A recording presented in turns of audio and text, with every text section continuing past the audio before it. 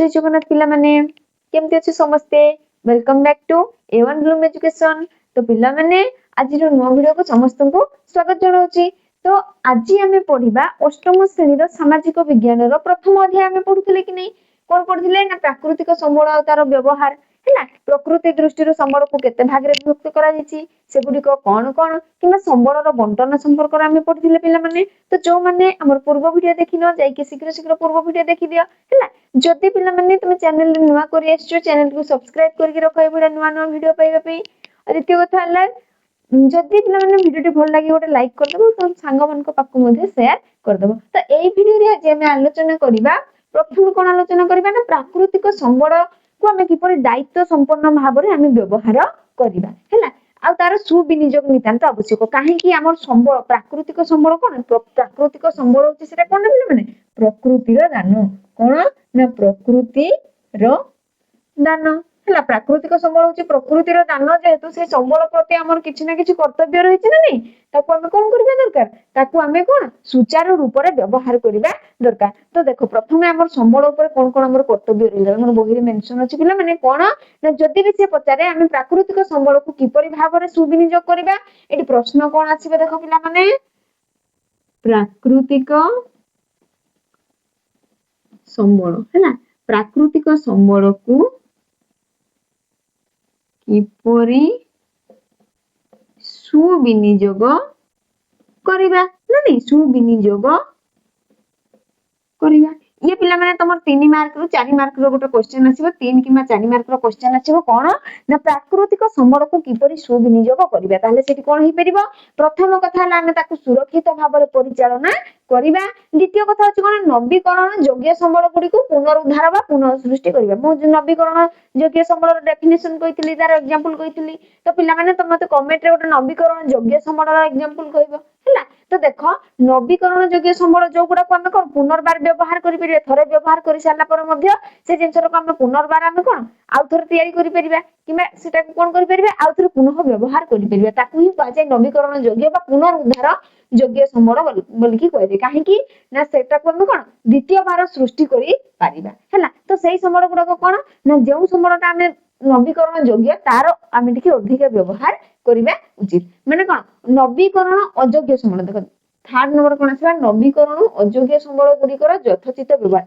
जो गुडा पिला माने नवीकरण अयोग्य उदाहरण स्वरूप कोयला पेट्रोलियम किमा कोनसी प्राकृतिक गैस हिता किमा विभिन्न प्रकार खनिज पदार्थ जो गुडा को हम पुनर्बार तयारी करि परिबा नाही से जति की परिमाण रे गच्छित होई कि पिला माने सेति की ही रहइबो बुझि परछ ना नै। तो नवीकरण अयोग्य संबल गुडी को हम कोन करबा यथोचित व्यवहार करबा। आ तृतीय कथा हला पिला माने हम धारणीय विकास ऊपर गुरुत्व देबा उचित धारणीय विकास माने कोन मु पूर्व वीडियो रे आलोचना करछि धारणीय विकास संपर्क रे जदि तमे माने देखि न जाय कि शीघ्र शीघ्र देखि दियो। तो देखो धारणीय विकास कोन मु एठी आउथरे कहि दोछि धारणीय विकास होउछि आमे कोन करबा ना हमर गोटे चिंता धारा रहबा दरकार जे हमर पूर्व पीढ़ी माननक पई संबल रो आमे कोन करि परिबा ना संबल को संरक्षित करबा कहा पई ना पूर्व पीढ़ी पई हैला आमे निजरो व्यवहार को मेंटाई सारिबा परे पूर्व पीढ़ी माननकर पई तार कोन किछि परिमाण संचय करिवार से जो चिंता धाराटा को कहा जाय धारणीय विकास तेन धारणीय विकास ऊपर मध्ये गुरुत्व देबा आवश्यक। एई गुडा रहला हमर प्राकृतिक संबल जेहेतु से प्रकृति रे दाना प्राकृतिक संबल ऊपर पिला माने हमर एति कर्तव्य नितांत आवश्यक। जदि आमे प्राकृतिक संबल को संपूर्ण रूप रे दायित्व नै कि व्यवहार न कोले जदि हमें ताको ठीक भाबरे व्यवहार न कले ताहले हमर कोन कोन प्रॉब्लम हो देखो। तो द्वितीय कथा हमर असुविधा एडी क्वेश्चन कोन आसीबो जदि हमें प्राकृतिक संबल रो सुविनियोग करि पारिले नाही हैला तबे हमर कोन कोन सब असुविधार सम्मुखीन होबा पई पडुची। प्रथम कथा हला हमर परिवेश प्रदूषण हेउची देखो जंगल एक प्राकृतिक संपद ना नै जेतेबेले जंगल नष्ट होची पिला माने उदाहरण स्वरूप एठी लिखि देबो कोन जंगल कोन हेची जंगल एक प्राकृतिक संपद जंगल हैला जंगल क्षय हले कोन होय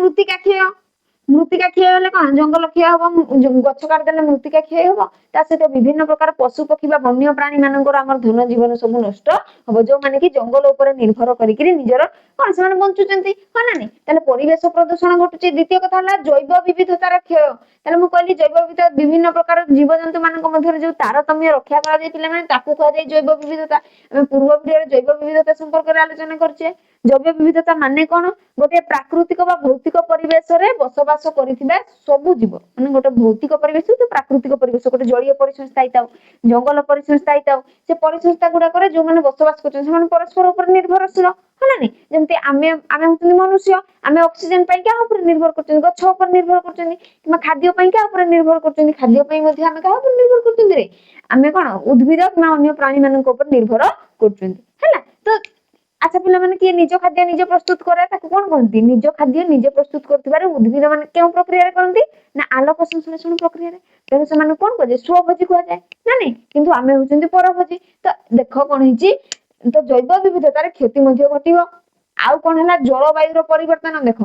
वृक्ष जेहेतु आम कौन गछ काट दउचंदी किना तेणु करी कोन होची जलवायु परिवर्तन घटची अनियमितता देखा जायची वर्षा रे ह ना नहीं वर्षा ठीक समय रे हो नै बुझे कारण कृषि कार्य ठीक समय रे हे पारु नै हला। तो कोन होची हमर जलवायु मध्य परिवर्तन घटिबो ता संगे तापमात्रा वृद्धि मध्य घटुची। तापमात्रा वृद्धि माने कोन ना हमर कोन पृथ्वी रो कोन भूतक तापटा कोन धीरे धीरे बढ़िबारे लागिची काहे कि हमर विभिन्न प्रकार सबुज कोठरी प्रभाव होई जाऊ किबा ए सब कारण जगर हमर कोन होची तार मुख्य कारण होची हम प्राकृतिक संबल हमर तो प्रकृति आगरु एमिति नथिला पिला माने ना ना ए किछि वर्ष हिची कोन हिची ए किछि वर्ष हिची ए सब असुविधार सम्मुखीन हम माने होचंती काहे कि प्रथम कथा हला जनसंख्या रो वृद्धि। तो प्रथम कथा कोन हला हम जो असुविधार सम्मुखीन होचंती तार प्रथम कथा हला जनसंख्या रो वृद्धि आ गुडे कोन हो प्राकृतिक संबल रो नष्ट प्राकृतिक संपदा नष्ट कोन होची ना प्राकृतिक संपद नष्ट हो ना नहीं प्राकृतिक संपद नष्ट होची। आ गुटे कारण कोन रहले पिला माने तृतीय कारण होची ति कोन आमे होचंती कोन ठीक भाबरे संबल को व्यवहार करि पारो नाहंती बुझिबा त ना संबल रो अपचय कोन करचंती शक्ति रो अपचय करचंती शक्ति रो अपचय शक्ति माने से विद्युत शक्ति हे पारे बुझि परछ ना नहीं किबा तमे जो कोन करछ तमे जते बडे रूम रे रहउछ आवश्यक समय रे कोन तमरो फैन स्विच किबा जहा भी तमे एनीथिंग यूज करछ से जिंसर स्विच गुडा को तमे कोन दरकार समय रे ऑन करि थांत आ कोन अदरकारी समय रे सेटा को ऑफ करि रखिबा कथा किंतु से शक्ति हिताउ पेट्रोलियम क्षेत्र रे हिताउ किबा कोन प्राकृतिक गैस क्षेत्र रे हिताउ आमे जे कोन से जिंस यूज करछन्ती शक्ति संबल गुडा को बुझि परछ ना नहीं से शक्ति संबल गुडा कर कोन होची ना हमर आमे कोन करछन ताको अत्यधिक परिमाण रे अपचय करूचंदी। तो एबे हमें आलोचना करबा शक्ति संबल संपर्क। तो पिला माने शक्ति संबल विषय रे पढिबा पूर्वरु हमकु प्रथमे देखिबा पई पडिबो जे प्राकृतिक संबल हैला प्राकृतिक संबल गुडी को केते भाग रे विभक्त करा जायछि अब से गुडी को कोन कोन देखो एगुडा तार पांचटी मेजर श्रेणी रे हमर विभक्त करा गेला बा पांचटी मुख्य श्रेणी रे विभक्त करा गेला। प्रथमे आसुछि हमर कोन खनिज संबल माने कोन जोटा खनि रु जात एटा कोथुरु जात रे खनि रु जात माने खनि जात होइतबा कोन आसीबो ताले उदाहरण स्वरूप कोयला नहीं कोयला तापर कोन आसीबो पेट्रोलियम आ कोन आसीबो प्राकृतिक गैस सब हला सीएनजी एलपीजी प्राकृतिक गैस एगुडा सब खनिज संबल दिबा आ कोन आसीला लुहा हला मैंगानीज अभ्र नानी अभ्र चूना पत्थर ए सब जिंस तमर कोथिरे जाउचंदी रे पिला माने खनिज संबल रे जाउचंदी। तापर आसला द्वितीय कथा हला हमर गुटे रहिछि सांस्कृतिक संबल माने कोन पिला माने जोटा तमर रहिला राजनैतिक अनुष्ठान हला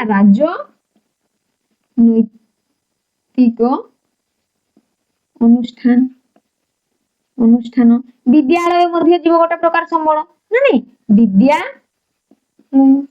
हला हमर ताले हमर सांस्कृतिक संबल रो अंतर्गत की जाउचन देखो राजनैतिक अनुष्ठान गोटे जाउची विद्यालय जाउची रास्ता घाट बा समस्त प्रकार गमना ए सब जिंस गुडा तमर कोथिरे जिबे रे आ कोन रहला सब तमर जते सब कोन रहला तमे जते सब कांट्रैक्ट रहउछ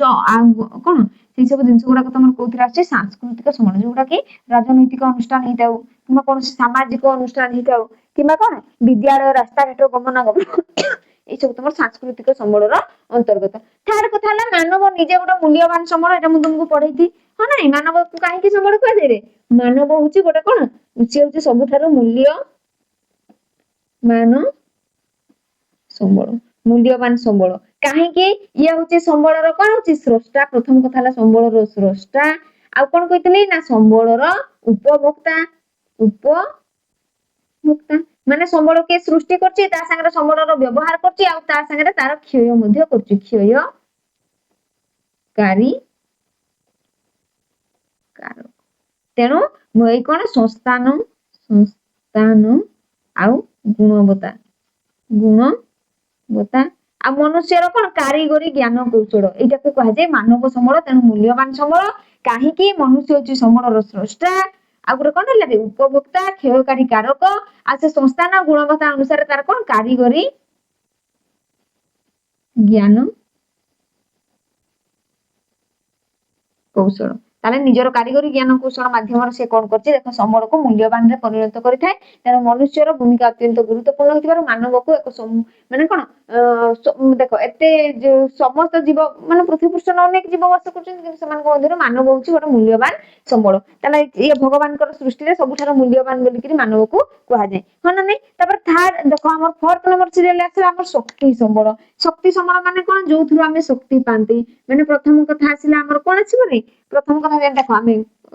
କୋଉ ଶକ୍ତି ପାଉଛନ୍ତି ପ୍ରଥମ କଥା ହେଲା କୋଇଲା ହେଲା ଏ ଶକ୍ତି ସମ୍ବଳ ବି ଯିବ ହେଲା କୋଇଲା ପେଟ୍ରୋଲ ସିଏନଜି ଏଲପିଜି ବୁଝିପାରୁଛ ନା ନାଇଁ ଆଉ ତମର କୋଉଥିରୁ ଆସୁଛି କିରୋସିନି ଆଉ ଗୋଟେ ଆସିଲା ବିଦ୍ୟୁତ ଶକ୍ତି ଛାଡନ୍ତୁ ବିଦ୍ୟୁତ ଶକ୍ତି ଆମର ତାପଜ ବିଦ୍ୟୁତ ଶକ୍ତି ଆମେ ବ୍ୟବହାର କରୁଛନ୍ତି କିମ୍ବା କଣ ପବନ ଶକ୍ତି ଦ୍ଵାରା ଯୋଉ ବିଦ୍ୟୁତ ଶକ୍ତି ଉତ୍ପାଦନ ହଉଛି ତାକୁ ବ୍ୟବହାର କରୁଛନ୍ତି ନା ନାଇଁ ତ ଆଉ କଣ 5 ନମ୍ବର ସିରିଏଲ ତମର କଣ ହେଲା ଦେଖ ପ୍ରାକୃତିକ ସମ୍ବଳ ଗୁଡା ମାନେ ଏଗୁଡା ତ ସବୁ ପ୍ରକୃତିରୁ ହିଁ ମିଳିଛି ପିଲାମାନେ କିନ୍ତୁ ପ୍ରାକୃତିକ ସମ୍ବଳ ତମର କଣ କଣ ଯିବ ଦେଖ ଜଙ୍ଗଲ ହେଲା ଆଉ କଣ ଯାଇପାରିବ ମୃତ୍ତିକା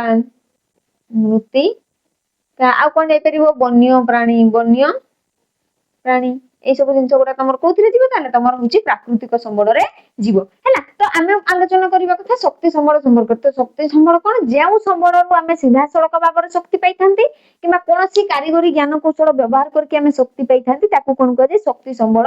କୁହାଯାଏ ଶକ୍ତି ସମ୍ବଳ କଣ ନା ଯେଉଁ ପ୍ରାକୃତିକ ସମ୍ବଳରୁ ଆମେ ସିଧାସଳଖ କିମ୍ବା ଆଂଶିକ ଭାବରେ ଦେଖ ଯେଉଁ ପ୍ରାକୃତିକ ସମ୍ବଳରୁ କଣ କରୁ ପ୍ରଥମ କଥା ହେଲା ସମ୍ବଳଟା ପ୍ରକୃତିର ଦାନ ତ ପ୍ରାକୃତିକ ସମ୍ବଳରୁ ଆମେ ସିଧାସଳଖ ଶକ୍ତି ପାଇଥାଉ କିମ୍ବା କାରିଗରୀ ଜ୍ଞାନ କୌଶଳ ମାଧ୍ୟମରେ ଆମେ କାରିଗରୀ ଜ୍ଞାନ କୌଶଳ ବ୍ୟବହାର କରିକି ଆମେ ଶକ୍ତି ପାଇଥାଉ ସେଇ ଜିନିଷଟାକୁ ହିଁ କଣ କୁହାଯାଏ ଶକ୍ତି ସମ୍ବଳ ତାକୁ କଣ କୁହାଯାଏ ଶକ୍ତି ସମ୍ବଳ ତାହେଲେ ଶକ୍ତି ସମ୍ବଳରେ ଆମର କିଏ ଯିବେ ପିଲାମାନେ ସୌର ଶକ୍ତି ମାନେ ସୂର୍ଯ୍ୟାଲୋକଙ୍କ ପାଖରୁ ଯୋଉ ଆମେ ଶକ୍ତି ପାଉଛନ୍ତି ସୌର ଶକ୍ତି ଆଉ କଣ ଆସିଲା ପିଲାମାନେ ପବନ ଶକ୍ତି ଆଉ କଣ ଜୁଆର ଶକ୍ତି ତାହେଲେ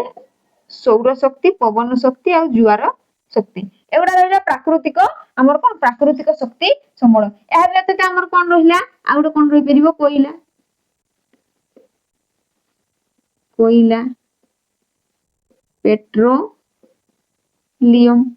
ପେଟ୍ରୋଲିୟମ ଭିତରେ ପେଟ୍ରୋଲ କିରୋସିନ ସିଏନଜି ଏଲପିଜି ସବୁ ଯାଉଛି ହେଲା ପେଟ୍ରୋଲିୟମ କୋଇଲା ଆଉ ଗୋଟେ କଣ ପ୍ରାକୃତିକ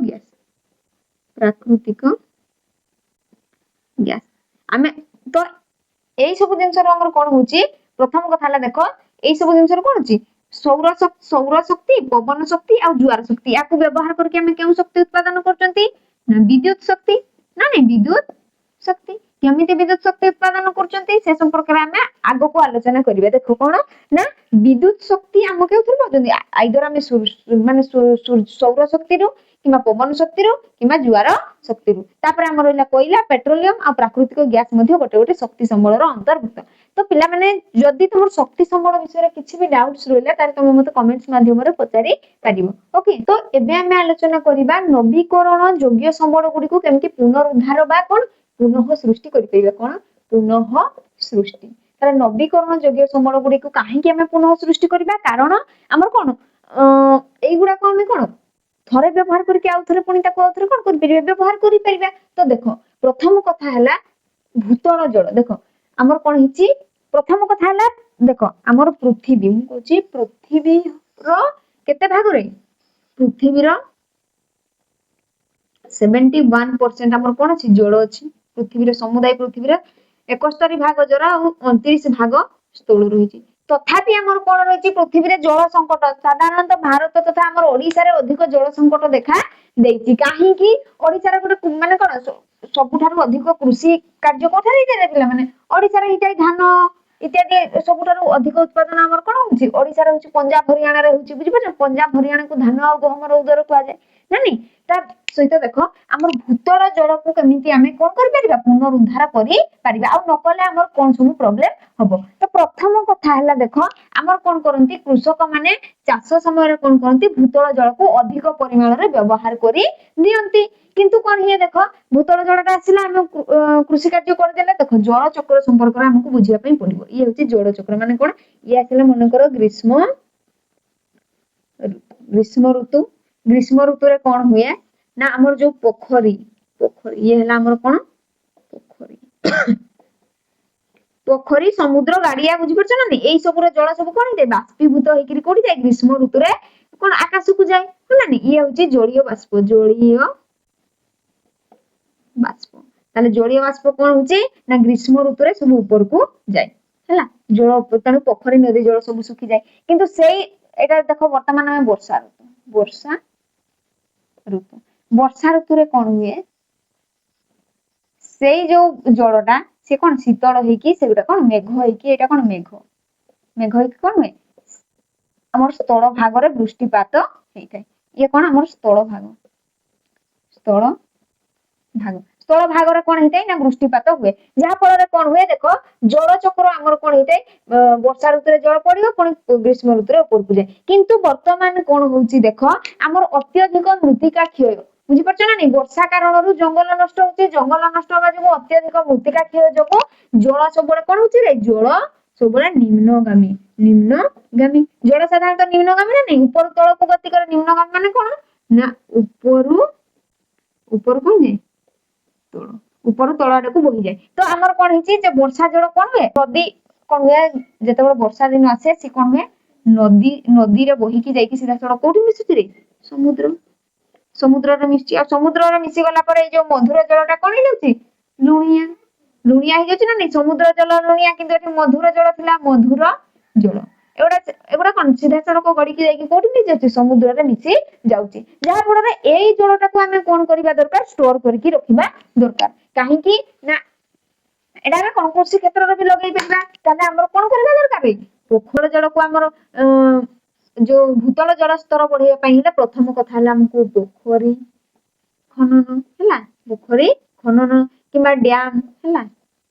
डैम सब तयारी करिबा दरकार हला नदी बंध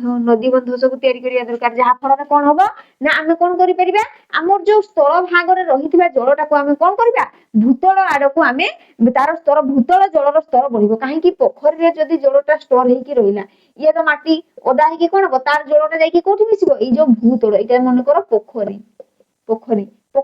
से तो माटी रे तयारी तळटार माटी तो सेही जो पोखरी रे जल धीरे धीरे तळ आड़ को सोसी हेकी कोन होबो ना भूतल जलर स्तर को वृद्धि करिवो कोन करि परिबो ना भूतल जलर स्तर को कोन करि परिबो वृद्धि करि परिबो ताले भूतल जलर स्तर को वृद्धि करिया पई हेले प्रथमे हम कोन करिबा दरकार पोखरी डैम नदी इत्यादि सब खनन करिबा नितांत आवश्यक हैला तो भूतल जल हम नितांत आवश्यक काहे कि एकमात्र माध्यम जोटा कि हम कोन हमर पानीय जल रूपे हम याको व्यवहार करंती पानीय जल तो पानीय जल हमको सब लोकन को पानी एते बड़ विशाल जनसमाज को पानीय जल जोगैया पई हेले प्रथमे हमको जल कोन करिया पई पड़िबो रे जल को हमर कोन संचय करिया पई पड़िबो पानीय जल रूप रे हम ताको व्यवहार करचंती किमा कृषि कार्य तेणु हमको एई सब जिंस अवलंबन करिया पई पड़िबो हैला हमर प्राकृतिक संबल को हम निजे ही त कोन करिया दरकार सुरक्षा देबा दरकार हम द्वारा जति संभव हम सेति जल यूज करिया बुझि परछ ना नहीं अत्यधिक अपचय करिबा उचित नुह हैला तो पिला माने ये तो भारतर भूतल जल बा पानीय जलर समस्या बुझि परछ ना एहा व्यतीत हमर कोन होची देखो मृत्तिका मध्य कोन होची प्रदूषण मृत्तिका ପ୍ରଦୂଷଣ। ଆଉ ମୃତ୍ତିକା ପ୍ରଦୂଷଣଟା କଣ ରେ? ରୋଗ ବୃଦ୍ଧିର କାରଣ। ରୋଗ ବୃଦ୍ଧିର କାରଣ। ସେଇଟା ଯୋଉ ଜଳ ପ୍ରଦୂଷଣ ମଧ୍ୟ, ଜଳ ପ୍ରଦୂଷଣ ମଧ୍ୟ ଆମ ରୋଗ ବୃଦ୍ଧିର କାରଣ ହେଇଥାଏ। ତ ମୃତ୍ତିକା ପ୍ରଦୂଷଣଟା କିପରି ଜଳ ବୃଦ୍ଧିର? ଆଚ୍ଛା, ମୃତ୍ତିକା କିପରି ପ୍ରଦୂଷଣ ହଉଛି? ପ୍ରଥମ କଥା ହେଲା ମୃତ୍ତିକା ପ୍ରଦୂଷଣର କାରଣ ଗୁଡାକ କଣ କଣ? କାରଣ ହଉଛି, ପ୍ରଥମ କଥା ଆମେ କଣ କରୁଛନ୍ତି ରେ? ମୃତ୍ତିକାରେ ଯେତେବେଳେ ଆମେ ଶସ୍ୟ ଉତ୍ପାଦନ କରୁଛନ୍ତି ସେତେବେଳେ ଅତ୍ୟଧିକ କଣ ବ୍ୟବହାର କରୁଛନ୍ତି ରେ? ରାସାୟନିକ ପଦାର୍ଥ। ରାସାୟନିକ ସାର ହେଲା, କୀଟନାଶକ ଔଷଧ। ଆଚ୍ଛା ପିଲାମାନେ, ଆମେ ଯଦି ରାସାୟନିକ ସାର କୀଟନାଶକ ପ୍ରୟୋଗ କରୁଛନ୍ତି, ଆମର ତ ମୃତ୍ତିକାରେ ଆମେ ପ୍ରୟୋଗ କରୁଛନ୍ତି, କିନ୍ତୁ ଆମର ଜଳ କେମିତି ପ୍ରଦୂଷଣ ହଉଛି? ନା ଯେତେବେଳେ ଆମେ ଗୋଟେ ଦେଖ, ଏଇଠି ଆମର ଯଦି ଧର ଶସ୍ୟ କ୍ଷେତ, ଏଇଟା ହଉଛି ଆମର କଣ? ବିଲ ହେଲା। ଏଠି ବିଭିନ୍ନ ପ୍ରକାର ଗଛ ସବୁ ଅଛି। ଇଏ ହଉଛି ଆମର ଶସ୍ୟ କ୍ଷେତ। ଇଏ ହଉଛି କଣ ହେଲା? ଶସ୍ୟ କ୍ଷେତ। ଶସ୍ୟ କ୍ଷେତରେ ଆମେ କଣ ପ୍ରୟୋଗ କଲେ? ରାସାୟନିକ ସାର ଆଉ କୀଟନାଶକ ଔଷଧ ପ୍ରୟୋଗ କରୁଛନ୍ତି। କିନ୍ତୁ ଆମର କଣ ହେଇଛି ପିଲାମାନେ, ଆମ ଗାଁ ଦେଇକି ଗୋଟେ ନଦୀ ବହି ଯାଇଛି, ମାନେ ସମସ୍ତଙ୍କ ଗାଁ ପାଖ ଆଖରେ ନଦୀ ବହି ଯାଇଛି। ସେଇ ଯୋଉ ତମେ ବର୍ଷା ଦିନରେ ସାରଟା ପ୍ରୟୋଗ କଲ, ତମର ଯୋଉ ଶସ୍ୟ କ୍ଷେତ୍ରରେ ସାରଟା ପ୍ରୟୋଗ କଲ, ସେଇଥିରେ କଣ ଯାହା ବି ଜଳ ଥିଲା ସିଏ ଆଉ ଗୋଟେ ବିଲକୁ ଗଲା, ସିଏ ପୁଣି ଆଉ ଗୋଟେ କ୍ଷେତକୁ ଗଲା, ସିଏ ଆଉ ଗୋଟେ କ୍ଷେତକୁ, ଶେଷରେ ଆସିକି ନଦୀରେ ମିଶିଲା ନା ନାହିଁ? ନଦୀ। ତ ଏଇ ଯୋଉ ରାସାୟନିକ ସାର ଆଉ କୀଟନାଶକ ଔଷଧ ନଦୀ ଜଳରେ ମିଶିକି ସମ୍ପୂର୍ଣ୍ଣ ଭାବରେ ନଦୀ ଜଳକୁ କଣ କରୁଛି ପିଲାମାନେ? ପ୍ରଦୂଷଣ କରୁଛି। ପ୍ରଦୂଷଣ। ଏଇଟା କଣ? ଏଇଟା ହଉଛି ରାସାୟନିକ ସାର। ଇଏ ହଉଛି ସାର ଓ ଔଷଧ। ତ ପ୍ରଥମ କଥା, ତା ମାନେ ନୁହଁ କି ଆମେ କଣ ରାସାୟନିକ ସାର କିମ୍ବା କୀଟନାଶକ ଔଷଧ ବ୍ୟବହାର ନାହିଁ। ଏହାକୁ କରିବା, କିନ୍ତୁ ଅତ୍ୟଧିକ ମାତ୍ରାରେ କରିବା ନାହିଁ। ଏହାର ମାନେ କଣ? ଏହାର ବିପରୀତ ପକ୍ଷରେ ଆମେ କଣ ୟୁଜ କରିପାରିବା ପିଲାମାନେ? ନା ଆମେ କଣ ଜୈବିକ ସାର ୟୁଜ କରିପାରିବା। ଜୈବିକ ସାର ହେଲା, ଜୈବିକ ସାର ମଧ୍ୟ ହେଇଯିବ। ଆଉ ଜୈବିକ ସାର ୟୁଜ କରିକି ଯଦି ଆମେ ଯୋଉ ଫସଲ ଉତ୍ପାଦନ କରୁଛନ୍ତି, ସେଟା ଖାଇବା ପାଇଁ ମଧ୍ୟ ଆମର କଣ? ଦେହ ପାଇଁ ମଧ୍ୟ ହିତକାରକ ହୋଇଥାଏ ହେଲା। ତ ମୃତ୍ତିକା ପ୍ରଦୂଷଣକୁ ରୋକିବା ପାଇଁ ହେଲେ ପ୍ରଥମ କଥା ହେଲା ଆମର କଣ? ଆମେ କଣ ରାସାୟନିକ ସାର, କୀଟନାଶକ ଔଷଧ ଭଳିଆ ରାସାୟନିକ ପଦାର୍ଥକୁ ବ୍ୟବହାର କରିବା ଧୀରେ ଧୀରେ ବନ୍ଦ କରିବା ଉଚିତ, ବା ଅଳ୍ପ ମାତ୍ରାରେ ବ୍ୟବହାର କରିବା ଉଚିତ। ଦ୍ୱିତୀୟ କଥା ହେଲା ମୃତ୍ତିକା କ୍ଷୟ କିପରି ନ ହବ, ସେଥିପାଇଁ ଜଙ୍ଗଲ ସଂରକ୍ଷଣ କରିବା ନିତାନ୍ତି ଆବଶ୍ୟକ। ତାହେଲେ ମୃତ୍ତିକା କ୍ଷୟ ଯଦି ଆମକୁ ରୋକିବା ପାଇଁ ପଡିବ, ରୋକିବା କିପରି? ମୃତ୍ତିକା କ୍ଷୟ ରୋକିବା ନା ଆମର କିପରି? ଆମର ହଉଛି ଜଙ୍ଗଲ ସୃଷ୍ଟି କରି, ଜଙ୍ଗଲ ସୃଷ୍ଟି। ତାହେଲେ ମୃତ୍ତିକା କ୍ଷୟ ଯଦି ଆମକୁ ରୋକିବା ପାଇଁ ପଡିବ, ତାହେଲେ ଆମକୁ ଜଙ୍ଗଲ ସୃଷ୍ଟି କରିବା ପାଇଁ ପଡିବ, କିମ୍ବା ଜଙ୍ଗଲକୁ ଆମର କଣ ସଂରକ୍ଷଣ କରିବା ନିତାନ୍ତ ଆବଶ୍ୟକ ହେଲା। ତ ପିଲାମାନେ, ଭୂତଳ ଜଳର ଅତ୍ୟଧିକ ବ୍ୟବହାର ଯୋଗୁ ଆମର କଣ ଭାରତ ବର୍ଷରେ ବିଭିନ୍ନ ପ୍ରକାର ସମସ୍ୟା ଦେଖାଦେଇଛି। କଣ ନା ଆମର ପାନୀୟ ଜଳରେ ଅଭାବ ଦେଖାଦେଇଛି, କିମ୍ବା ଯୋଉ ଅଞ୍ଚଳ ଗୁଡାକରେ ଆଗରୁ କଣ ଭୂତଳ ଜଳ ବ୍ୟବହାର କରିକି ଅଧିକରୁ ଅଧିକ ବ୍ୟବହାର କରିକି ଆମେ କୃଷି କାର୍ଯ୍ୟ କରୁଥିଲେ, ଏବେ ସେଠାରେ ଜଳ ସଙ୍କଟ ଦେଖାଦେଇଛି। ତ ଉଦାହରଣ ସ୍ୱରୂପ ତମର ବହିରେ ଦେଇଛି କଣ? ପଞ୍ଜାବର ଏକ ଘଟଣା। କଣ ଘଟଣା ଘଟିଥିଲା ଦେଖ? ପଞ୍ଜାବକୁ ସାଧାରଣତଃ ଆମର କଣ? ପଞ୍ଜାବରେ ଅଧିକ ଧାନ ଆଉ ଗହମ, ଭାରତର ସର୍ବାଧିକ ଧାନ ଆଉ ଗହମ କୋଉଥିରୁ ଉତ୍ପାଦନ ହଉଛି? ପଞ୍ଜାବରୁ ଉତ୍ପାଦନ ହୁଏ ନା ନାଇଁ? ଆମର ଅନନ୍ୟତମ ରାଜ୍ୟ ଆମର ଓଡିଶା। ଓଡିଶାରୁ ମଧ୍ୟ ଆମର ଅଧିକରୁ ଅଧିକ ପରିମାଣରେ ଧାନ ଉତ୍ପାଦନ ହଉଛି। ତ ଏହା ଆମର କଣ ବିଦେଶକୁ ମଧ୍ୟ କଣ ପଞ୍ଜାବରୁ ଧାନ ଉତ୍ପାଦନ ହେଇକି ଆମର ଭାରତ ବର୍ଷର ଜନସମାଜକୁ ଯୋଗେଇବା ସହିତ ସେମାନେ କଣ କରୁଥିଲେ? ଆମର କଣ ବାହାରକୁ ମଧ୍ୟ ପଠାଯାଉଥିଲା, ରପ୍ତାନୀ ମଧ୍ୟ ଅନ୍ୟ ଦେଶ ମାନଙ୍କୁ କରାଯାଉଥିଲା। କିନ୍ତୁ ଗୋଟେ ପ୍ରକାର ସମସ୍ୟା ବର୍ତ୍ତମାନ କଣ ଦେଖାଦେଇଛି? ଏବେ କଣ କରାଯାଏ ପିଲାମାନେ? ବହୁମୁଖୀ କୃଷି କରାଯାଏ। କଣ? ବହୁମୁଖୀ। ଏହା ସାଧାରଣତଃ ଭାରତର ଉତ୍ତର ଦିଗରେ ଅବସ୍ଥିତ। ଆଉ ସେଠି କଣ ରେ? ସେଟା ଗୋଟେ ପ୍ରକାର ସମତଳ ଭୂମି। ସମତଳ ଭୂମିରେ ଆଉ କଣ ଥାଏ? ଉର୍ବର ମୃତ୍ତିକା ହେଲା। ସମତଳ ଭୂମି, ଉର୍ବର ମୃତ୍ତିକା, ଆଉ କଣ ଅନୁକୂଳ ଜଳବାୟୁ। ଅନୁକୂଳ ଜଳବାୟୁ। ତାହେଲେ ଏଇ ତିନୋଟି କାରଣ ଯୋଗୁ ପଞ୍ଜାବ ଆଉ ହରିୟାଣାରେ ଆମର କଣ କରାଯାଏ? ପଞ୍ଜାବ ଆଉ ଗୋଟେ କଣ ରହିଲା ତମର? ହରିୟାଣା ହେଲା। ତ ହରିୟାଣା ଏଠି ମେନସନ କରିନି, କେବଳ ପଞ୍ଜାବ କହିଛି। ସେ ପଞ୍ଜାବରେ କଣ ଅଛି ଦେଖ ନା ଉର୍ବର ମୃତ୍ତିକା, ସମତଳ ଭୂମି, ଅନୁକୂଳ ଜଳବାୟୁ, ଆଉ କଣ ଉତ୍ତମ ଜଳସେଚନର ସୁବିଧା। ଆଉ କଣ? ଜଳସେଚନ। ଏଇ ଚାରିଟି କାରଣ ଯୋଗୁ ସେଠାରେ ବହୁମୁଖୀ କୃଷି ହେଇଥାଏ, ବା ଆମର କଣ ସଘନ କୃଷି ହେଇଥାଏ। ସଘନ କୃଷି। तो पिला माने तमर आगकू अष्टम श्रेणी रे गोटे अध्याय अछि कृषि विषय रे संबळ गोटे देछि कृषि संबळ हैला तो से कृषि संपर्क रे हम जेते आलोचना करिबा सेठी हम कोन बहुमुखी कृषि किबा संघन कृषि संपर्क रे म तुमको कहिबी हैला तो कोन कि देखो समतल भूमि संघन कृषि माने पिला माने कोन प्रथम कथा संघन कृषि होछि जेउ कृषि गोटिए चाष जमी रे वर्ष को 3 रु 4 थर उत्पादित होतबे 2 रु 3 थर हमर जो ओडिसा रे जो भूमि गुडा करे चाष करा जाछि पिला माने अनेक अंचल रे कोन सघन कृषि होउछि केमिति ना वर्ष को 2 थर उत्पादन करा जाछि गोटे रबी फसल आ गोटे खरीफ फसल किंतु मालभूमि अंचल गुडा करे कोन करा जाछि आम ओडिसा रो अधिकांश अंचल माने आम अंचल गुडा करे कोन करा जाछि देखो पिला माने ना आमर एठी सघन कृषि हो नाही बुझि परछ ना नहीं आमर एठी सघन कृषि होनी काहे कि ना आमर अनुकूल देखो आमे वर्षा ऋतु रे आमे कोन वर्षा ऋतु रे आमे कोन कोन धान उत्पादन करंती हैला तो सेटा वर्षा ऊपर डिपेंड करके आमर सब चाष जमी को आमर कोन जलसेचन सुविधा नहीं ना नहीं केनाल जोग करा जाय नहीं सब सब कोन आमर कृषि भूमि गुडा को तेणु आमर सघन कृषि हेई परिबो नहीं तो जे अंचल रे सघन कृषि घटुछि सेटा को अंचल रे हेई परिबो जोडी समतल भूमि हेइतिबो ता संगे उर्वर मृत्तिका मध्ये थिबो ना नहीं उर्वर मृत्तिका हेले सिना पटु माटी हेले सिना तेरे भल भाबरे अमल हबो बुझि परछ ना स्वच्छ अमल हबो तो कोन करा जायछि देखो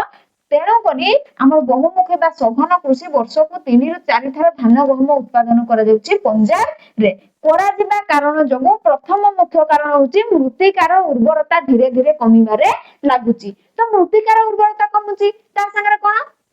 आमर जो कहला भूतल जल अत्यधिक सेठारे व्यवहार करा जाउछि केमिति व्यवहार करा जाउछि देखो कोन करा जाउछि 1960 मसिया परठु कोन हितला आमर विशाल जनसमाज को खाद्य जोगैबा पई सरकार कर गोटे कोन अभिमुखी कार्यक्रम सब रहिला कोन सघन कृषि पई सरकार कोन करंती चासी माननकु उन्नत बिहन बुझि परछ ना विभिन्न प्रकार सार उन्नत धरणर बिहन कीटनाशक औषध ता सहित कृषि यंत्रपाती इत्यादि सब के दियंती रे आमर सरकार जोगै दियंती तो एठी कोन हितला देखो 1960 मसिया बेलकु सरकार कोन करथिले उन्नत बिहन सार कीटनाशक औषध इत्यादि सब जोगै दैथिले को मानकु ना पंजाब रो कृषक मानकु कोन करिबा पई ना धान आ गहम ई दुईटा जिंस उत्पादन करिबा पई हैला तो जलसेचन निमंते अधिक रु अधिक भूतल जलर व्यवहार करा गला बुझिबे जलसेचन करिया पई समान को पाखरे कोन सेते हमर कोन सिंधु नदी बहि जाइथिला तो केनाल खनन करिबाटु समान अधिक सुचारू गोटे कार्यटे कले कोन ना निज निज बाड़ी रे किबा निज निज बिलर समान कोन कले बोरिंग खनन कर देले बुझि परछ ना नहीं भूतल जल को समान व्यवहार कले काहे की व्यवहार कले सरकार से जिंस गुडा को जोगै देले बुझिबे ना निज हातर कोनसी प्रकार खर्च करिया पई पडू नथिला काहे की ना विशाल समाज को हमर कोन खाद्य जोगैबाटा भी नितांत आवश्यक होला नहीं जदि समान खाद्य न खाइबे ताने समान केमिति माने कोन हमर विशाल जन समाज को एते बड़ जन समाज को कोन के भात खाइबो रुटी खाइबो मका गाजर कंदमूल कदली विभिन्न प्रकार जिनिस जोगै देबा पई हेले प्रथम कथा होउची हम कोन करिया पई पडिबो ना कृषि क्षेत्र रो उन्नति आनिबा पई पडिबो होला नहीं हमर देखो 1888 मसिया ना नहीं 1888 मसिया अरे हमर कोन नौंक दुर्भिक्ष पड़थिला नहीं ओडिसा रे जो नौंक दुर्भिक्ष पड़थिला सेतरे कोन अनेक लोक खाद्य अभाव जोगु मृत्यु वरण करथिले हा नहीं तब ए खाद्य जोगैबा पई हेले प्रथम कथा कोन देखो जलसेचन करा गेला हैला तापरे जलसेचन निमंते मागणा विद्युत जोगान करले सरकार तार कोन करले मागणा विद्युत जोगान कर दिया गला जहा फल कोन ले माने देखो एटा बहुमुखी कृषि बा सघन कृषिटा कोन ये गोटे वाणिज्य भित्तिक कृषि आप हमर कोन कहदिबो वाणिज्य भित्तिक कृषि वाणिज्य भित्तिक कृषि आमे वाणिज्य करिबा निमंते ए कृषि गुडा को करते देखो धान आ गहम उत्पादन आमे जो धान गहम चाष करचंती आम अंचल आमे निज परिवार रे खाइबा पई आमे चाष करंती आम परिवार लोक वार्षिक खाद्य हमर रोकिबा माने वार्षिक खाद्य आमे अमल करंती किंतु जो पंजाब रे जो मु कहली सेतरे कोन हुए समान समस्त वाणिज्य भित्तिक कृषि करंती माने कृषि करंती केवल अर्थ उत्पादन करिबा पई तेनु कोन हेइतै पिला माने समान वर्ष को 3 रे 4 थर उत्पादन करंती आ भूतल जल को एते मात्रा रे व्यवहार करले जे किछि वर्ष मध्य रे माने हार्डली 20 रु 25 वर्ष भीतर कोन हेछि पिला माने ना भूतल जल धीरे धीरे कोन हेबार लागिछि ना तळ को खसी जाइछि 30 मीटर पर्यंत तळ को खसी गलानी भूतल जल गोटे गोटे अंचल रे 40 मीटर रु अधिक तमर कोन भूतल जल खसी पडिछि तो तार मैप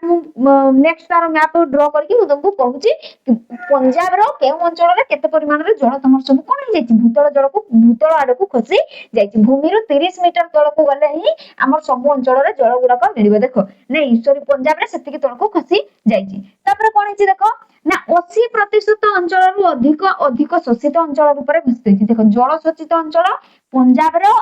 समुदाय भूभाग रो हला एटा मन कर पंजाब पंजाब रो समुदाय जो भूभाग रहा से समुदाय 80% अंचल आमर कौन है जल शोषण हो सारी माने सेठार भूतल जल खनन कले आमको मिल ना बुझीपारा ना नहीं तो यहाँ समग्र जन समाज गोटे प्रकार समस्या रोचे कहीं तो जेहेतु भूतल जल मिलूनी तेरे कौन कर आम कृषि ठीक भाव में कि कृषि जब ठीक भाव न कर समतल अंचल जब जल अभाव देखादेव पे कृषि हो पारे आ कृषि ना एत बड़ विशाल जनसमाज को आम किपर खाद्य जोगेबा तो एबे आम देखा आम पंजाब केउ केउ पर्टिकुलर अंचल गुड़ाक कौन पे जल संकट देखा देछि।